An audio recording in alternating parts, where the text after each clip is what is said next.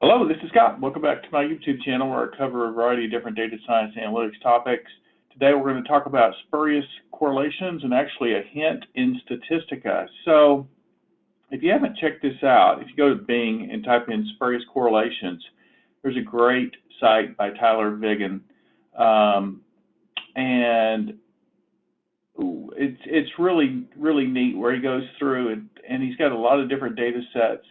And he talks about things with really high correlation. You can see here, this is one we're going to talk about, is U.S. spending on science versus suicides with a correlation of 99.8%. So the obvious point here is that if you torture the data long enough, they'll admit to anything. In other words, if you look at a number of variables in large enough quantity, you will find things that show high correlation, but of course it's just chance correlation. It's not true. And so one of the ways around this is to do a Bonferroni or Chaffee adjustment. That's the subject of a different a video, but today we're going to talk about how to do this in Statistica with a little hint. So here is the raw data. So I've got the year, I've got the suicides, and I've got U.S. spending. So when I first tried to do this, and there's a lot of different ways to do things in Statistica, so there may be an easy way around this that I wasn't doing, but I'm recording this as a hint to do a plot with, I can do this as a categorized display as well. So that's one way to do it. But let's look back, because I did figure out finally a way to do this in a 2D plot.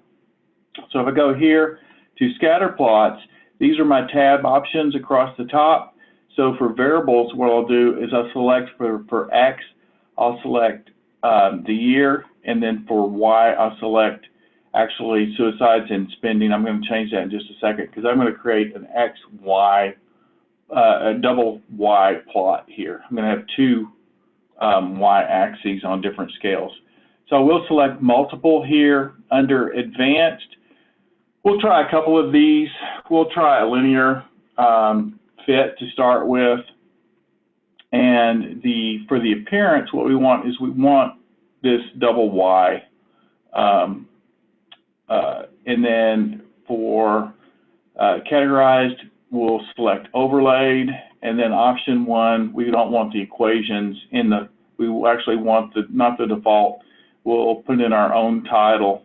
And then for the display fit expression by default, it'll actually put the regression equation or whatever you have selected in there. I'm going to select this off because it really takes up a lot of real estate in Statistica. So it just told me since I'm doing a double Y, I need to get rid of one of these variables. So for the Y left, I'll do suicides, Y right, I'll do U.S. spending, and I'll click on OK. So now you can see here that I've got on the Y on the left, suicides, and then I've got U.S. spending across the top. And of course, I could display the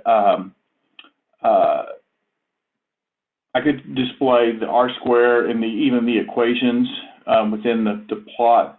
The point here, we won't do that for sake of time. But let me try a couple of different fits here. Let me try a polynomial fit.